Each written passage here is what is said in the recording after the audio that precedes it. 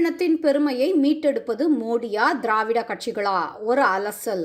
இந்த ஆண்டு நடக்கப் போகும் பாராளுமன்ற தேர்தல் இந்தியாவுக்கு மட்டும் முக்கியமானதல்ல, தமிழர்களுக்கும் தமிழ் இனத்துக்கும் மிக மிக முக்கியமான ஒரு தேர்தல்.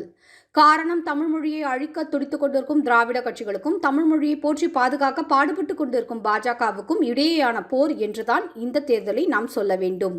தமிழ் என்று உரக்க பேசி தமிழர்களை முட்டாளாக்கிக் கொண்டிருக்கின்றன இந்த இரு பெரும் திராவிட கட்சிகள்.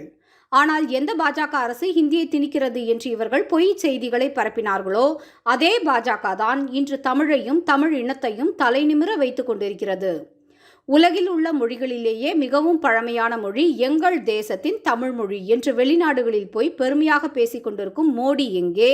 சொந்த நாட்டிலேயே புள்ளி வைத்த கூட்டணி தலைவர்கள் மத்தியில் போய் ஹிந்தி கற்றுக்கொண்டு வாங்க என்று கேவலப்பட்டு நிற்கும் இந்த திறனற்ற திமுக எங்க? திருக்குறளை உலகில் உள்ள மற்ற மொழிகளில் மொழிபெயர்த்து பெருமைப்படுத்திய மோடி எங்கே?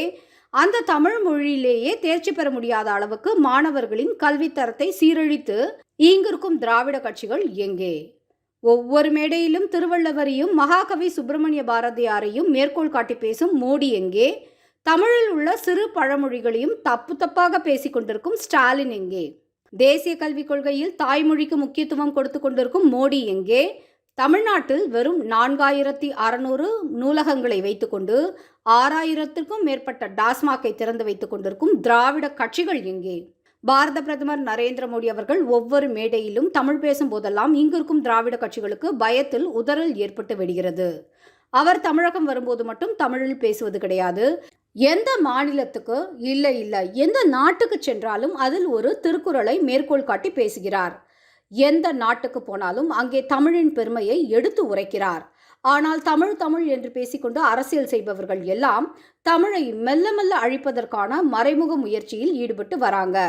ஆகவேதான் முதலிலேயே நாம் சொன்னோம், இந்த தேர்தல் தமிழை அழிக்க துடிப்பவர்களுக்கும் தமிழை பாதுகாக்க போராடுபவர்களுக்கும் இடையேயான போர். தமிழ் மொழிக்கான உரிய அங்கீகாரம் கிடைக்க, தமிழின் வளர்ச்சிக்காக, தமிழகத்தின் வளர்ச்சிக்காக இம்முறை 400, ஜூன் 4 400